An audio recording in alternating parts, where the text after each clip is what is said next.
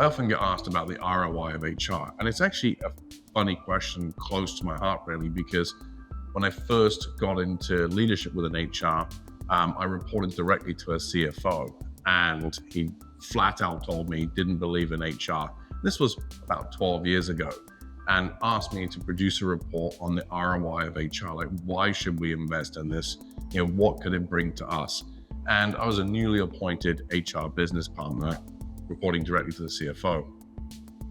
So what I did was I went in and showed that actually having a comprehensive HR plan, either with performance management, compensation, but more importantly, attraction and retention methods, actually allowed us to get better people in the market, retain them longer, and we had lower turnover, which we all know that turnover within a company not only costs money to replace them, but what we actually developed it was called the ghost tracing method. So basically what it means is that when you have someone that leaves your company that's been there for a couple of years, even though you replace them, you've lost the potential of the person that should have stayed in the role. So as the new person's catching up in knowledge, the previous person in that position would also have gained knowledge, cementing on what they've already had. So you lose that potential there and then.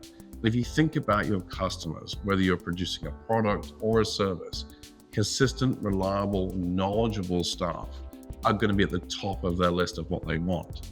So if you're thinking as a small business owner and you want to grow and you want to perform, retaining a knowledgeable, high-functioning workforce is absolutely imperative, and it really will set you apart, because there's nothing worse. And even for myself as a small business owner, when I call other companies or I need a service, that my rep has changed or my person I'm dealing with has changed every 5 minutes, and I have to start the whole story over again and have to rebuild that relationship. So that's what I would say is the most important thing with HR, is having those mechanisms in place.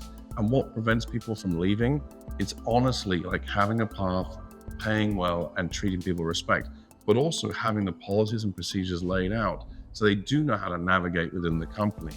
And then just listening, honestly. I know it sounds really, really simple, but just getting to know your workforce. Don't just do exit interviews, do stay interviews.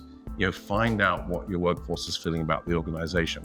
And I know it sounds like a lot of work, but replacing highly qualified people that have a lot of experience within your organization is even more work.